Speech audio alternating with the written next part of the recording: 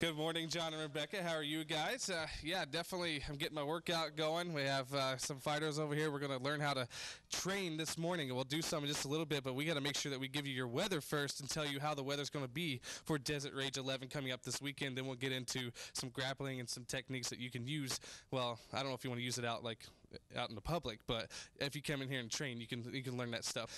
At Arizona Athletic Club, a good club to come out here and train if you want to get your kid involved out here. They have a good thing going. This gym's just only gotten bigger and bigger and more involved in the community as well. So I'm joined Chance Farrar, who's the president of Desert Rage, and you guys have a big showing coming up this weekend. It's been the first one in a little bit of time. So tell me, what are the fighters, what's going through their mind right now? It's been a long week of training, but now it's just getting into that mode of going into the fight this weekend. All they're thinking about is making weight to have a good meal, pre-fight meal, and getting ready, their mind right for what is the best form of combat, legal form of combat. Mm-hmm. All right, so, I mean, you guys are the only type of thing that we have here in Yuma, so how big is it for you to be the president and have a showing for the community and everybody to come out and enjoy themselves at Paradise Casino this weekend? You know what? It's an honor. This is a passion of mine. Myself and Anthony Hale, we started this back in 2007, so we feel like this is our baby, and we want it to grow, and that's really all we focused on is how to make this better. It's for no other reason other than fun and passion, and we believe that this is the greatest sport. Okay, you still have some tickets available, but you're winding down to the last bit. So, how can you get those tickets, and what do people need to do to get them? Well, the weigh-in is tomorrow night at Buffalo Wild Wings. We'll have tickets available there, but the last thing people want to do is wait in those lines on Saturday. So if they can get out to Paradise Casino, the cashier counter, or to Buffalo Wild Wings, we can make it happen. Okay, so we're actually going to show the viewers how to do a rear naked choke, and of course I'm the guinea pig, and I'll be getting choked out. Hopefully I can breathe after this, but Anthony's going to show us how to do it, and Chance is going to tell us how to do it. So Chance, you're going to go ahead and take the mic. You're going to narrate us through a rear naked choke. All right, so more or less we're going to start in this position here, which this isn't a normal position, but this is a finishing technique, probably one of the most common. We're going to have you on your butt. Anthony's going to be behind him in what we call an over-under hook right here. This is just one of the basic setups. Ultimately, we're looking to pinch the carotid arteries, which supplies the blood flow to the brain. Once we pinch that off, it's going to render somebody unconscious. That's why you are able to tap out at any time you feel like you're getting lightheaded or whatever the case may be. So Mr. Hale or Anthony is going to line up. He's using his hand to attack one carotid. As it comes around, he's going to start putting pressure on the other carotid in a V. You want this elbow to line up with the chin as much as possible to keep that pressure on both carotids. He's going to secure with his other arm onto his bicep, and his hand is going to be hidden behind the neck. As he comes down with his head, there's three principles that need to be applied here to pinch that blood flow off. Most importantly, these elbows need to start coming together. The elbows are going to start coming in like a rearward pressure, almost like a big hug, like you love each other. You can already see the redness. The blood flow is starting to become deep inhalation. We already have a tap.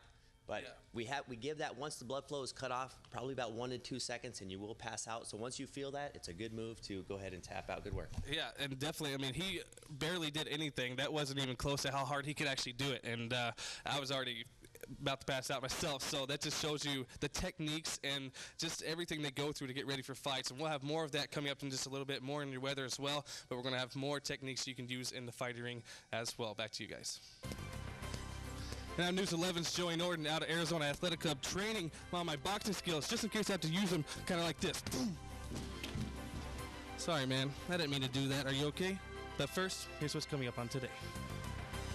You know, when I beat these guys up or whatever, then I can protect myself. I really don't even need this, but just want to make sure I protect my face, right? All right, welcome back. We are at Arizona Athletic Club, and I'm joined by Chance Farrar, president of the fights coming up this weekend. Desert Rage 11 is this weekend, and not only do you have fights, you have the first ever type of fight ever in the history of MMA going on tonight, this Saturday at Desert Rage 11. So you were telling me about it in the break. I got to say, everybody thinks you're crazy. I think you're crazy, but this is so cool what you're doing. It's going to be crazy. Tell us about this fight. Okay, I mean, it's a 2-on-2 team fight, and you know, all through the MMA blogs right now, it's national news is what we're trying to do here, and of course there's skeptics across the board, but I believe wholeheartedly that this team aspect in MMA, it has a place, it has validity. There's new strategies, there's new forced action that will kind of create something we've never seen in this sport. Love it or hate it, we're making history on Saturday night, and I guarantee it's going to spread.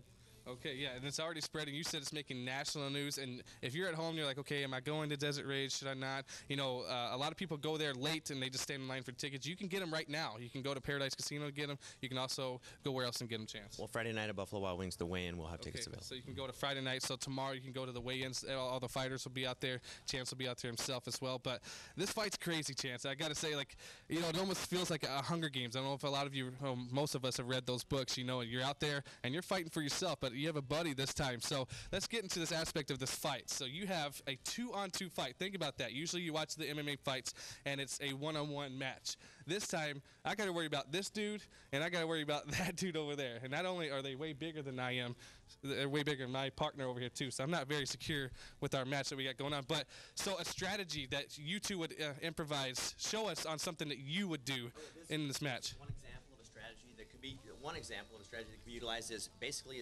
corralling the sheep to the slaughter, if you want to call it, for lack of a better phrase. But we're going to try and isolate this team in the middle of the cage of the arena by splitting this team open. So essentially, what we're going to do is we're going to move laterally and kind of create an angle to where they're fighting back to back, and then we're going to run in an attack. You're not able to move backwards, and if you absorb my punches, you're in trouble. So that's just one strategy that's going to be imposed, and you'll see on Saturday. But there's multiple, you know, about attacking a guy on the ground and things like that. But let's keep in mind, this is still unified MMA rules. There's no elevated risk to the fighters, and that's the perception that we're trying to get away from. There's no barbarism here. This is MMA. It's a sport. It's a graceful sport, but sure, it's a combative sport, and it is a tough sport. And you were talking about this as little kids. It's almost like a real life situation. So we'll be we're going to toss it to break. We'll be right back, and we'll talk more about this in just a minute. Okay? Yes, sir. All right. I really don't even need this, but just want to make sure I protect my face, right? So you could come on out, go out to Paradise Casino to get your tickets. I would get them before, so you don't have to wait in the line. You can also go out to the weigh-ins tomorrow at Buffalo Wild Wings. Chance, what time do those weigh-ins actually start tomorrow? The weigh-ins start at exactly 5 o'clock. Okay, and what time do the fights start on Saturday? Fights start at 6 o'clock, the pre-fights. The main card starts at 7 o'clock, but we'll be there selling tickets from 4 to 7 at Buffalo Wild Wings. All right, and there's 4 amateur fights and then 6 professional fights, so there's 10 total fights, so you'll get your money's worth as well. So, you know, I was out here practicing today. I got everything going on, but these 3 guys, they all train and stuff, but I'm not worried about that. I can whoop all 3 of them, so they have nothing on me. Oh, goodness. Told you not to mess with me, boys. I'm sorry. I'm sorry. I didn't